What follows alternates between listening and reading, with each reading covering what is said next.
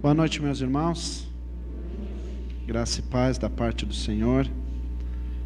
Meus amados, eu queria primeiramente agradecer. Tá uma rasgação de seda esse negócio, né? Coiote, para mim é um prazer miserável estar aqui. Sempre uma alegria muito grande poder estar com vocês aqui. É um lugar que eu me sinto muito em casa, muito à vontade. A partir do Coiote, tudo que ele tem feito na minha vida, na vida da igreja onde eu tenho congregado. Eu sempre digo para o Coiote que por onde eu passar, eu quero contar das bênçãos que Deus tem feito aqui nessa comunidade através da vida do Coiote, da Michele. Deus tem usado ele ricamente na minha vida e com certeza na vida de vocês.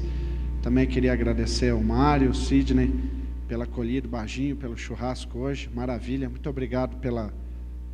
Ô Tom, você está me sacaneando com esse microfone? Não? Você nem está prestando atenção. Oi? Ah, entendi, daí ele fica, esse é o combinado, certo. Obrigado, meus irmãos, pela acolhida aqui, muito bom estar com vocês, muito legal estar aqui. Eu gostaria de repartir uma palavra com vocês hoje, nessa noite. Uma das coisas que sempre me chama muita atenção na palavra de Deus é que muitas vezes eu ficava muito embolado com uma expressão que eu ouvia muitas pessoas falarem sobre os heróis da fé. Nós temos na palavra de Deus chamados heróis da fé, né? Moisés foi um herói da fé, Noé, Abraão, e eu sempre olhava para a minha vida e falava: eu sou um pobre miserável, coitado, eu nunca vou ser herói de nada, muito menos da fé. E a gente vê que essa história ela não acontece dessa mesma maneira, até mesmo porque esses homens que nós muitas vezes conhecemos como heróis da fé foram pessoas pecadoras como todos nós, né? Abraão entregou a sua mulher para o rei lá com medo de ser morto. Moisés também fez das suas proezas, né? Enfim, Davi foi um homem segundo o coração de Deus, mas adulterou, mandou o marido da esposa com quem ele adulterou para o fronte de batalha para morrer na guerra. E todas essas pessoas tiveram seus momentos de fraqueza, seus momentos de pecado, como você tem e como eu tenho. E isso sempre me deixou feliz, né? Porque a desgraça do outro pode me ajudar a olhar para mim mesmo e perceber que eu não sou melhor do que ninguém, mas eu também não sou pior do que ninguém. E vem o Novo Testamento e vem uma série de histórias de pessoas que se encontraram com Jesus, pessoas da qual nós não sabemos nem o nome, pessoas que muitas vezes são referidas nos evangelhos como a mulher samaritana. Quem era a mulher samaritana? Nós não sabemos o nome dela. Tem um outro texto que fala do jovem rico. Como era o nome desse jovem rico? Nós não sabemos, temos a menor ideia quem era o nome desse jovem rico. Pessoas totalmente anônimas, pessoas totalmente desconhecidas, pessoas sem nenhum tipo de prestígio, de conhecimento, nenhum tipo de motivo pelo qual elas poderiam se orgulhar em ser, mas porque elas se encontraram com Jesus, elas tiveram a sua vida mudada. E hoje eu gostaria de repartir com vocês uma história de uma mulher, também da qual nós não sabemos nada sobre ela, nós não sabemos o nome dela, não sabemos de onde veio e nem para onde ela foi. Nós não sabemos e não temos nenhum outro registro nas Escrituras a respeito dessa mulher, exceto essa história que nós vamos ler nessa noite. Mas o que me chama a atenção é que, apesar de tudo, essa mulher teve a sua vida mudada, porque ela se encontrou com Jesus. Ela teve a sua história para sempre alterada, porque ela se encontrou com Jesus.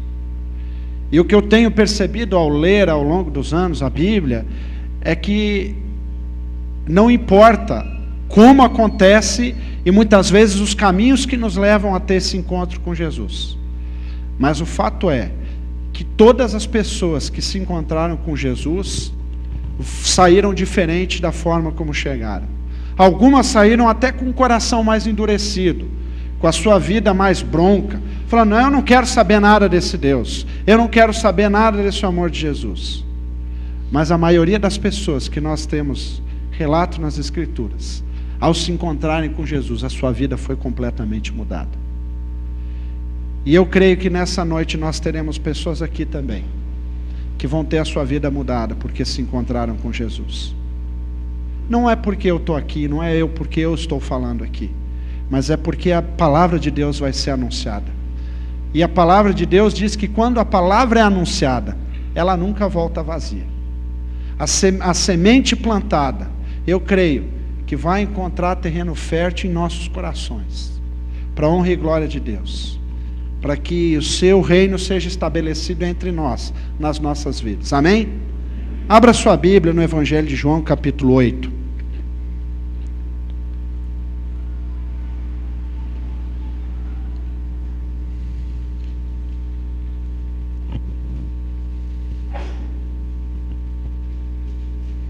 Eu nem sei pregar nesse negócio aqui, eu sento, fico de pé, eu fico assim escorado.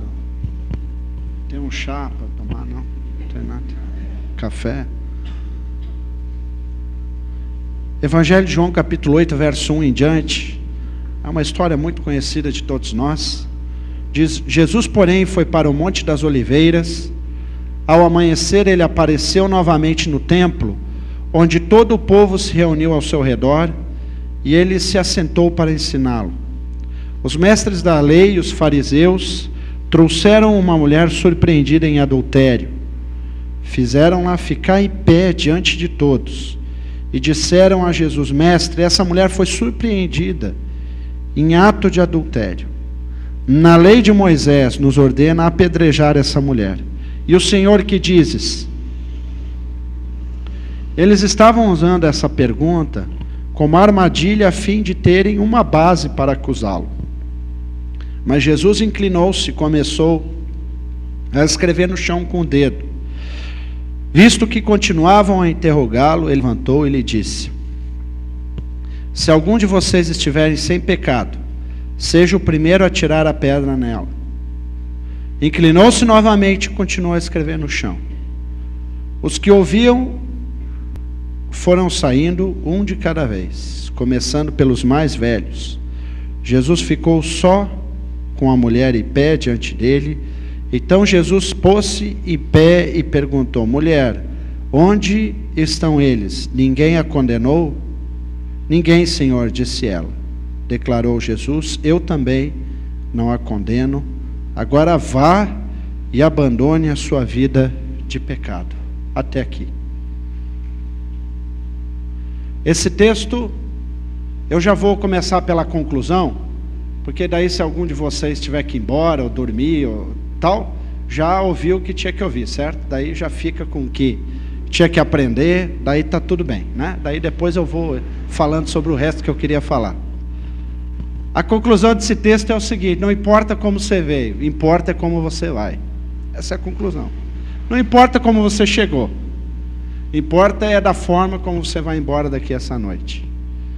Não é assim que muitas vezes Deus usa de métodos, de maneiras para a gente se achegar até Ele, que são até muitas vezes estranhas para cada um, não é verdade?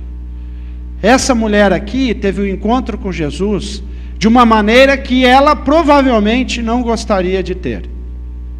Aliás, essa mulher, ela nem queria se encontrar com Jesus, para falar a verdade. Ela foi obrigada a se encontrar com Jesus. E ela foi constrangida a se encontrar com Jesus.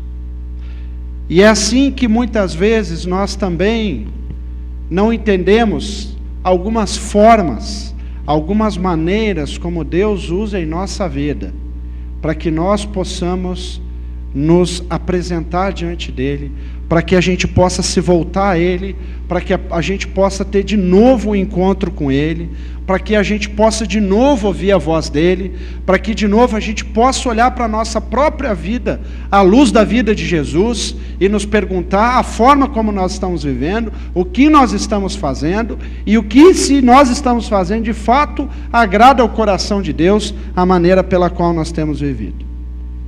E essa é a história de uma mulher que teve esse encontro inesperado com Jesus. E ela veio contra a sua vontade. Veio de uma forma surpreendente, mas foi embora transformada. Essa é a conclusão. Se você quiser dormir, pode dormir agora, fica tranquilo. Já falei o que eu tinha que falar.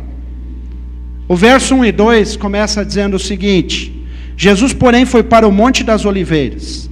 Ao amanhecer, ele apareceu novamente no templo, onde todo o povo se reuniu ao seu redor, e ele se assentou para ensiná-lo. Esse texto nos fala que Jesus estava fazendo o quê? O que ele sempre fazia, todos os dias.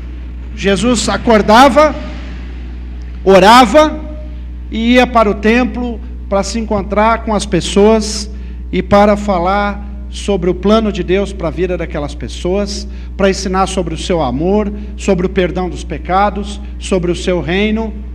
O que isso tem de novo? Nada de novo. Jesus fazia isso todos os dias. Não tinha novidade nenhuma. Não tinha nada de novo. E quem eram as pessoas a qual Jesus estava ensinando naquela noite, ou naquela manhã?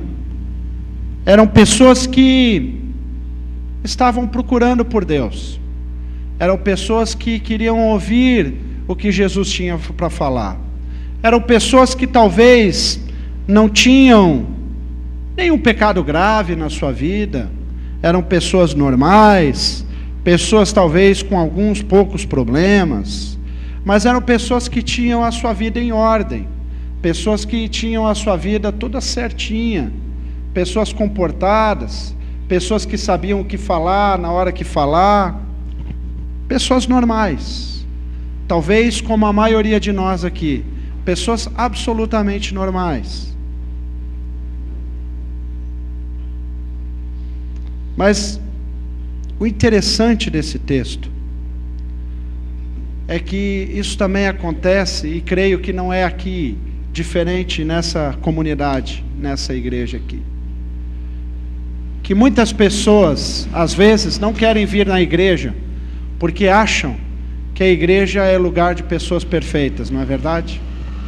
Muitas pessoas, talvez, que você já convidou para vir aqui, falar: eu não posso ir lá. Mas por que não? Ah, porque minha vida não presta, porque eu estou cheio de pecado, estou cheio de erro, lá só tem gente boa, lá só tem gente certinha, eu vou fazer o que na igreja? A minha vida está toda errada, a minha vida está toda torta, eu não tenho nada para fazer lá. E quando nós vamos perceber, muitas vezes nós acabamos, sem querer, apresentando essa realidade que não é uma realidade verdadeira. Nós acabamos mostrando para as pessoas algo que, na verdade, não é verdade. Que nós não somos assim. Que nós temos os nossos pecados, que nós temos os nossos erros. Mas muitas vezes nós não queremos admiti-los. Então a gente faz de conta que a nossa vida é toda certinha, quando na verdade ela não é toda certinha. Nós tentamos mostrar para as pessoas que a nossa vida é bonitinha, quando na verdade tem muita coisa no nosso caráter, na nossa personalidade, na nossa família, nos nossos relacionamentos que precisam ser mudados. Mas a gente, para não dar um mau testemunho, então a gente faz de conta que a nossa vida é uma vida direitinha. E o que acontece? Muitas pessoas acabam não sendo atraídas para a igreja, porque quando elas chegam na igreja, elas sentem que não pertencem àquele lugar. Mas essa é a novidade do Evangelho. A novidade do Evangelho é que a igreja não é um lugar para pessoas perfeitas. A igreja é um lugar para pessoas pecadoras, como você e como eu. A igreja é um lugar para pessoas que tem problema em relacionamentos, como você e como eu. A igreja é um lugar para pessoas que têm problema no seu caráter, na sua ética, como você tem e como eu tenho. Então, a igreja não é um lugar para pessoas perfeitas. A igreja é um lugar para pecadores. A igreja é um lugar para pessoas que têm as suas lutas, que têm as suas dificuldades, que têm as suas incoerências na sua vida, e por isso que elas estão aqui. Por quê? Porque elas querem ouvir dessa palavra, elas querem ser transformadas na sua vida, elas querem ser transformadas no seu relacionamento, e por isso estão aqui. E quando essa mulher chega, ela chega num lugar onde tem pessoas certinhas. E aí ela é colocada na frente de todo mundo e fala: tá vendo? Tá aqui essa pecadora, essa vagabunda, foi pega em adultério. Mas o próprio Jesus disse que ele não veio para os que estavam sãos.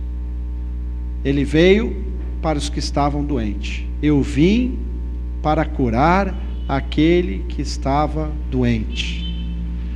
Para que as pessoas sãs precisam de médico, se elas estão sãs? Quem precisa de médico é quem está doente. Eu vim para esses. Você está doente, meu irmão, minha irmã? Você tem sofrido com lutas? Você tem percebido que você tem falhas na sua vida, que Deus precisa mudar? Você tem percebido que tem coisas que, alguns vícios que você tem lutado, e você não tem vencido, e você precisa vencer? Então eu queria dizer para você nessa noite, você é muito bem-vindo aqui nessa igreja, porque essa igreja aqui é uma igreja de pecadores. E se você não se acha pecador, então eu queria te dizer que você está numa igreja cheia de pecadores, e mesmo assim você é bem-vindo. Era um dia normal, um dia comum, um dia absolutamente comum. E essa mulher foi surpreendida com esse encontro com Jesus. Talvez você não sabe nem porquê, nem como você veio parar aqui nessa noite. Mas talvez essa noite é uma noite de encontrar-se com esse Jesus. Ou talvez de reencontrar-se com esse Jesus. Talvez você já esteve caminhando com Ele, e por alguns motivos da vida, você acabou se distanciando, você acabou não vindo mais à igreja, você acabou não mais procurando esse amor de Deus, e a vida foi passando, mas talvez hoje é um dia para você se reencontrar com Ele novamente. O texto diz no versículo 3, que os mestres da lei, os fariseus, trouxeram uma mulher surpreendida em adultério. Fizeram-a ficar de pé diante de todos. Assim como essa mulher, talvez algum de nós não gostaríamos de estar aqui. Talvez alguns não gostariam de ter vindo. Talvez você só veio porque alguns insistiram, porque o pastor Márcio ligou e falou: por favor, vem. Talvez você se sinta aqui pressionado. Talvez alguns de nós estejamos aqui obrigados. Talvez alguns de nós gostaríamos de estar na nossa casa, né? Num dia frio. Essa semana foi uma semana dura. Talvez você está aqui meio desanimado. Talvez você foi procurar emprego e não achou esse emprego. Talvez você está vindo numa situação complicada na sua casa, problema no seu casamento, com seus filhos, talvez problema com seus pais, talvez há uma situação de doença na sua casa, e você está bastante desanimado, e você de fato não queria estar aqui nessa noite. Talvez você preferia estar lá, assistindo o resto do Faustão, esperando começar o Fantástico, na sua casa, quentinha, não precisaria vir aqui. Mas eu queria te dizer nessa noite que se você não gostaria de estar aqui, Deus gostaria muito e gosta muito que você veio aqui nessa noite. Jesus está muito feliz com a possibilidade de se encontrar com você mais uma vez. Essa mulher não sentia absolutamente nenhuma necessidade de se encontrar com Jesus. Ela achava que a sua vida estava tudo certo, que o que ela estava fazendo não tinha nenhum problema. Ela não percebia que precisava ter um motivo para se encontrar com Jesus. Mas o texto diz que essa foi a forma pela qual ela teve a oportunidade de se encontrar com Jesus. E talvez para alguns de nós, essa situação de doença na nossa família, a situação de desemprego na nossa casa, uma situação de crise na nossa família, nos nossos relacionamentos, não é a melhor forma, mas é talvez a possibilidade que Deus colocou na sua vida para que você pudesse estar aqui novamente para se encontrar com Ele. Porque talvez de outra forma, nós não ouviríamos essa voz de Deus nos chamando, essa voz de Deus nos convidando para estar com Ele, próximo dEle, perto dEle, para que Ele pudesse olhar nos nossos olhos e mais uma vez falar o quanto Ele nos ama. Deus nos ama, meus queridos, nos ama de uma forma da qual nós não conseguimos compreender. O amor de Deus é tão grande por nós, é tão imenso, que custou a vida do seu próprio filho. Que amor é esse? Um amor de um pai que entrega o filho por causa de cada um de nós. Mesmo que ainda não quisermos, mesmo que ainda não queremos receber desse amor, mesmo que ainda nem sabemos e nem compreendemos esse amor, Deus os oferece gratuitamente para cada um de nós. Essa mulher não queria estar com Jesus. Foi levada à presença de Jesus. E muitas vezes é assim. Eu, por exemplo, ontem na atividade que nós fizemos com os adolescentes, eu estava com uma camiseta branca. E na medida que ia caindo aquela chuva, e a gente correndo naquele barro vermelho, a minha camiseta foi ficando mais e mais suja. E eu olhava e falava, ainda bem que não está tão suja. E ela ia ficando cada vez mais vermelha. Aí quando terminou, no final da tarde, eu olhei e falei, nossa, até que ficou bem limpa. E eu só me dei conta do tamanho da sujeira da minha camiseta branca quando eu coloquei ela próxima de outra camiseta limpa. Eu vi, caraca, estava suja mesmo. E é assim que acontece com a nossa vida, não é, meus queridos? Muitas vezes o pecado vem sujando a nossa alma, sujando o nosso espírito, e a gente fala, não, é só a sujeirinha, minha vida ainda tá bem, tô bem, tá tudo certo. Mas quando nós somos confrontados com a vida pura e bela e santa de Jesus, nós temos que dizer que a nossa vida não é tão bonita quanto a gente acha que é, que a nossa vida não está tão certinha quanto a gente achava que estava, que o pecado tem deixado marcas em nós que a gente não tem nem percebido. E foi isso que aconteceu com essa mulher. Ao estar próxima de Jesus, ela percebeu o tamanho do seu pecado. E é interessante que nos versos seguintes, o texto nos diz que Jesus, ele se reclina após aquela situação, começa a escrever no chão, na areia. E o fato é que, querendo ou não, confessando ou não, Deus conhece toda a nossa vida.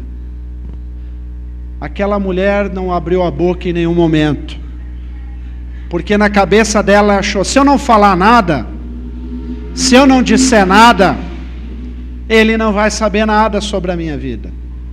Engano seu, engano meu, engano nosso. Porque a palavra de Deus diz que Deus conhece todas as coisas Todas as coisas a respeito da nossa vida, Deus conhece. O Salmo 139 diz que os nossos pensamentos nem chegaram à nossa cabeça e Deus já os conhece. Que nós não temos para onde fugir da presença de Deus. Embora aquela mulher não tenha falado uma palavra, Jesus conhecia toda a sua vida. Nós não podemos esconder nada de Deus, meus queridos. Não há nada que você faça, absolutamente nada que você faça, da qual Deus não saiba. Não há nenhum tipo de pecado secreto que você cometa que Deus não conhece. Não há nada que você possa ter feito que Deus não saiba que você fez. Nada, absolutamente nada, ficará desapercebido aos olhos do Senhor. No livro de Eclesiastes tem um texto que diz que no dia do nosso julgamento, a nossa vida será projetada como no data show, cada detalhe da nossa vida. Você já imaginou isso? Toda a plateia sentada assistindo. Agora vamos ver a vida do Samuel.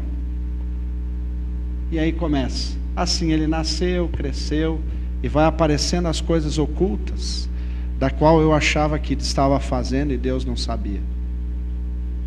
Imagina, meus irmãos, se nós passássemos e projetássemos a vida de cada um de nós aqui, o que nós veríamos?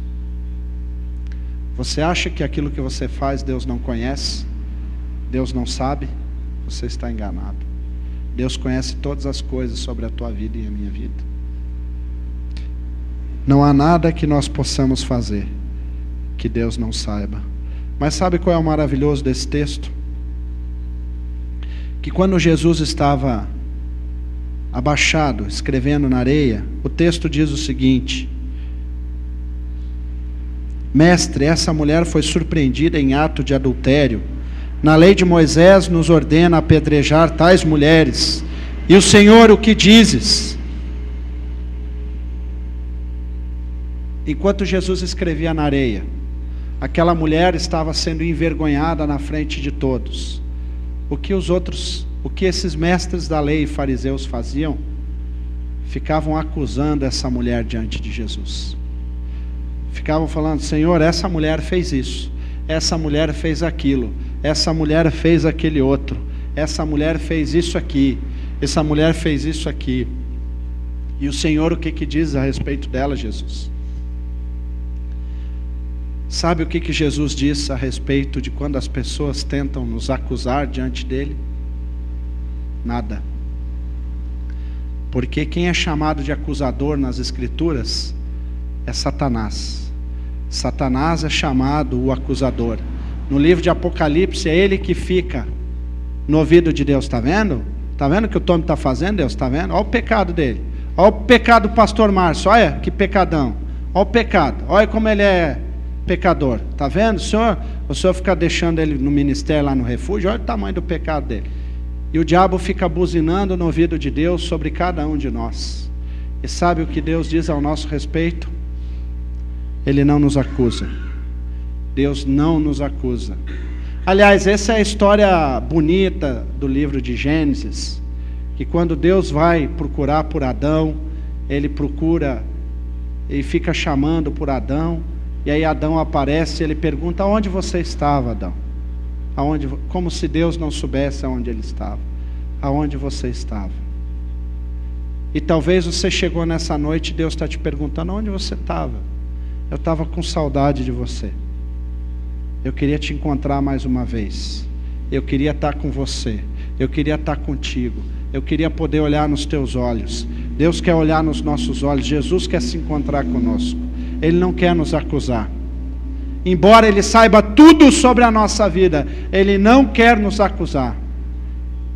Deus está com saudade de nós, meus queridos. Jesus tem saudade de olhar nos nossos olhos. Ele tem nos perguntado onde nós estamos. Porque, meus queridos, sempre haverão pessoas a nos acusar. Sempre.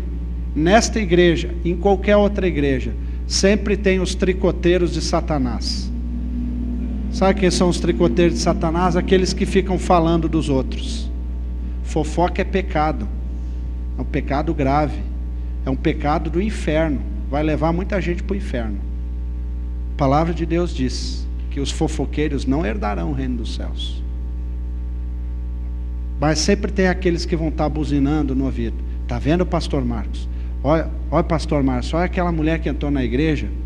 O senhor devia regular, hein? Olha o tamanho da saia dela. Essa mulher podia entrar com a saia desse tamanho na igreja. Está vendo? Aquele senhor lá pintou o cabelo. Pintar o cabelo não é de Deus, não.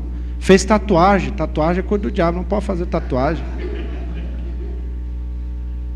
Olha como é que pode deixar um negócio desse, pastor. Por que a gente fica tão preocupado com a vida dos outros? Você já pensou nisso? Por que tem gente que fica tão preocupada em acusar os outros? Sabe por quê? Porque quando nós estamos falando dos outros, nós estamos falando do outro. Daí ninguém fica olhando para mim. Não fica olhando o tamanho do meu pecado. Não fica olhando para o tamanho das minhas burrices, das minhas coisas que eu faço que desagrada a Deus. Porque estamos falando do outro, né? Então eu estou falando aqui do Mário. Beleza, vamos ficar olhando o pecado dele. Daí ninguém fica olhando para o meu. Você viu o que ele fez? Ah, isso é verdade, olha. Né? E o que esses homens estavam fazendo com essa mulher? Estavam falando da vida dela. Os tricoteiros de Satanás. Estavam lá enchendo a cabeça de Jesus. E aqui acontece uma das coisas mais estranhas desse texto. Eu dava minha mão esquerda para saber o que Jesus estava escrevendo naquela areia. Essa é uma das perguntas que eu anotei já. Quando eu chegar no céu, eu vou perguntar para Jesus o que ele estava escrevendo naquela areia. Diz que ele escreveu 2 vezes. Ele escrevia na areia enquanto, né?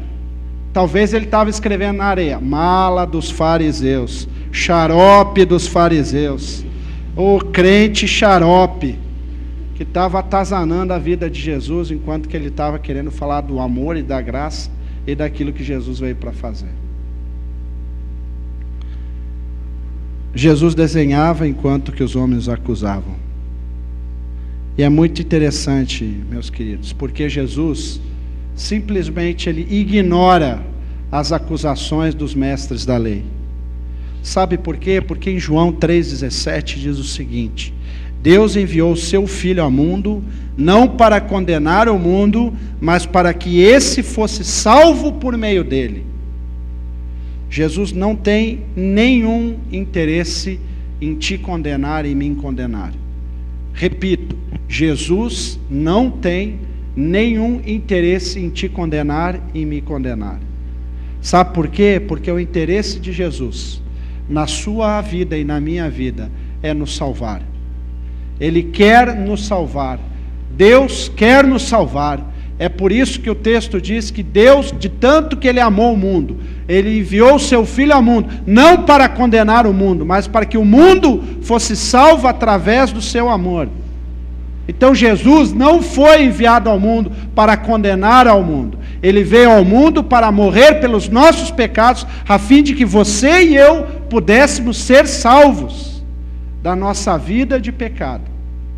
Por isso que Ele veio ao mundo, não para nos condenar, mas para nos salvar. E era isso que Ele queria fazer com aquela mulher naquela manhã. Ele queria salvar a vida daquela mulher.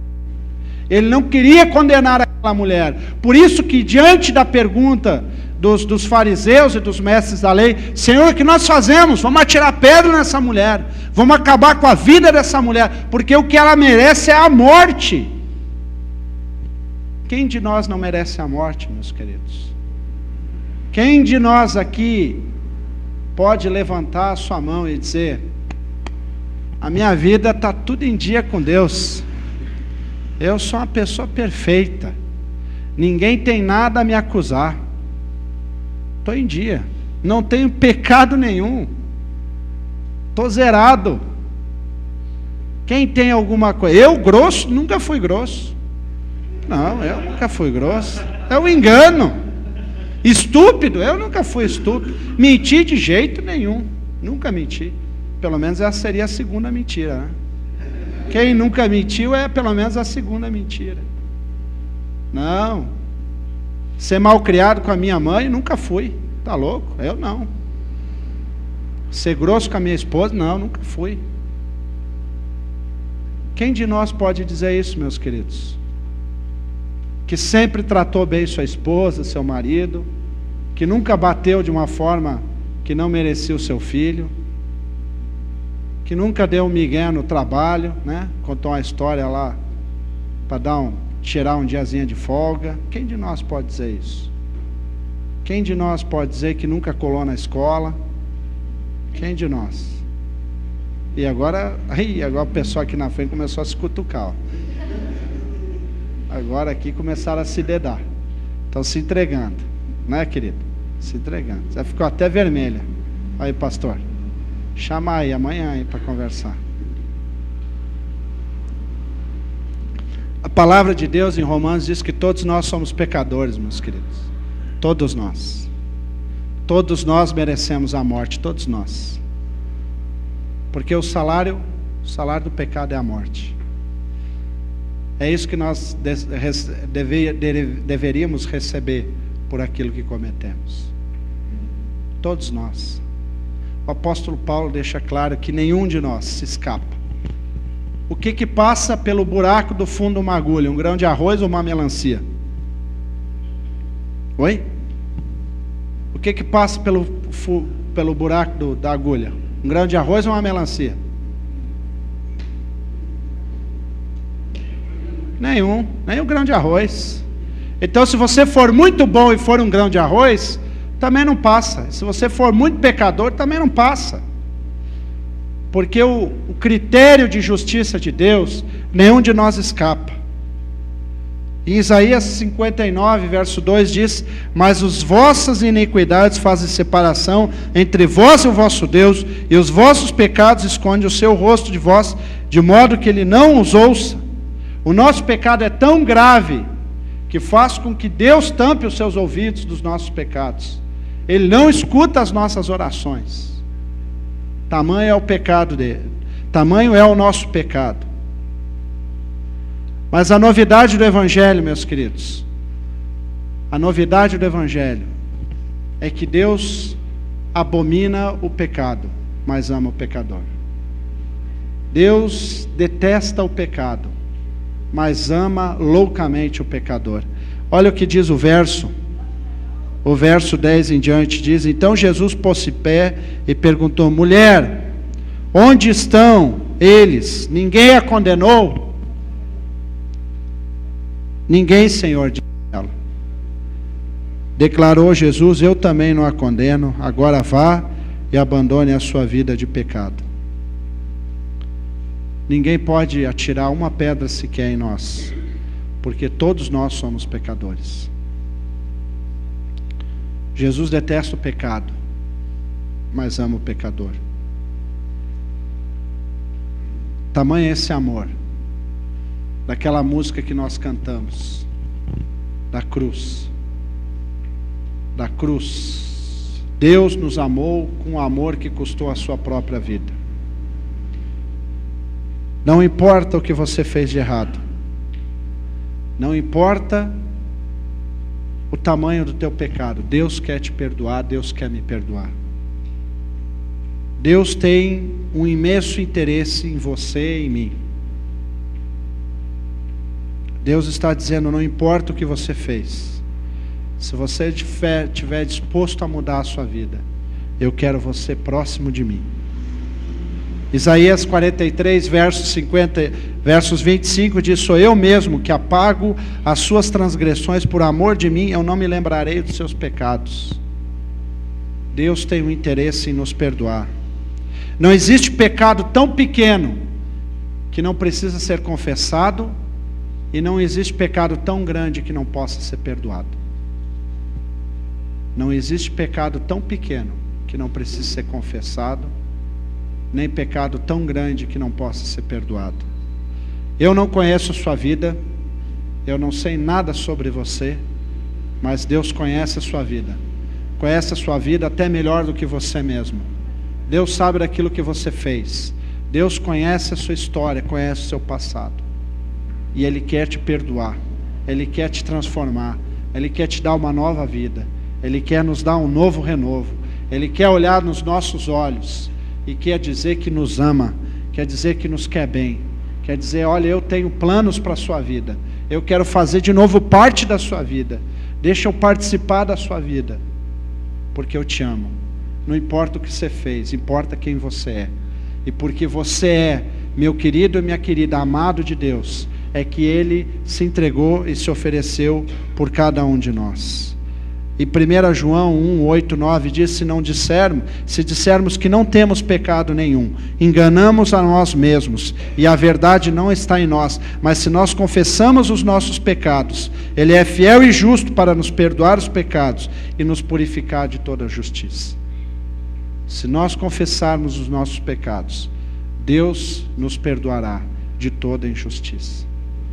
O texto não diz se nós explicarmos o nosso pecado. Ah não, Deus, eu fiz isso por causa daquilo, por causa daquele outro.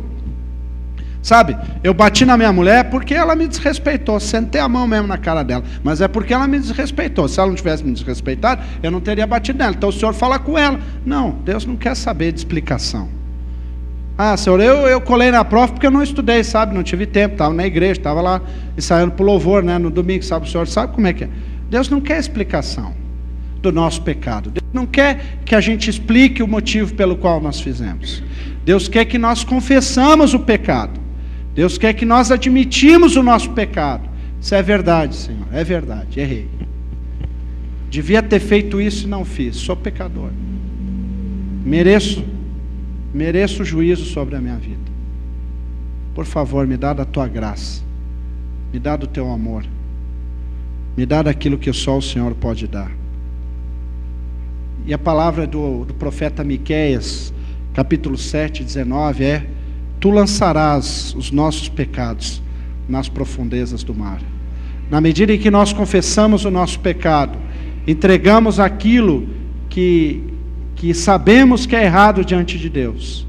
O profeta Miqueias diz que Deus lança os nossos pecados como se lançasse no mar e deles não se lembra mais. Porque Deus não tem interesse em nos acusar. Deus não tem interesse em lembrar daquilo que fizemos de errado. Deus tem interesse em nos dar uma nova vida, uma nova chance, uma nova oportunidade. E eu concluo dizendo que eu não sei como você chegou aqui. Talvez você nem queria ter vindo. Veio, obrigado. Talvez você está aqui nessa noite e não sente nenhuma necessidade de ter esse encontro com Jesus. Talvez, ao ser confrontado com Jesus, você percebeu que também é pecador e precisa do perdão de Deus. Deus não te condena, meu querido e minha querida. Deus te ama. Deus te ama, mas odeia o teu pecado. Porque Ele é santo e perfeito e não suporta o nosso pecado. Ele quer você, mas não o teu pecado, não o meu pecado. Ele me quer, mas não quer o meu pecado.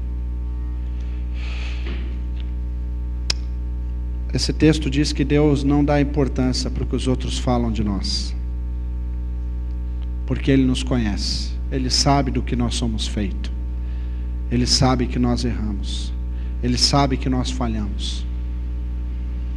Mas apesar das nossas falhas, apesar dos nossos erros, Ele nos quer bem, Ele nos ama.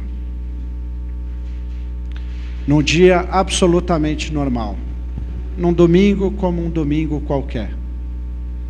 Talvez você veio aqui para participar de um culto, como você vem em diferentes cultos. Mas talvez hoje Deus está te chamando de novo para um compromisso pessoal.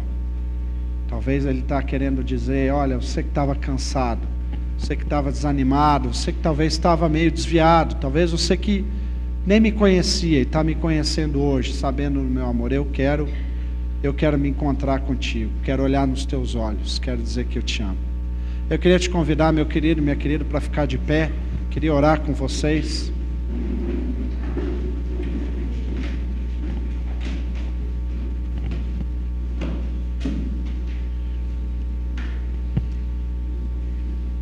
E queria que nesse tempo de oração você pudesse olhar para dentro da da sua vida, para você se perguntar como anda a sua caminhada com Jesus.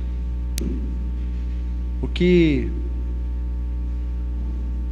você tem andado cansado, talvez distante, talvez você nem se lembrava o quanto Deus te amava, talvez você estava aqui porque não estava vindo porque achava que aquilo que você tinha feito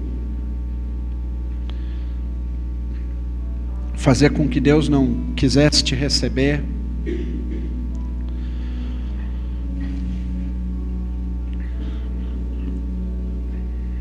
Então, durante essa próxima música, eu queria que a gente olhasse para dentro da nossa vida, do nosso coração,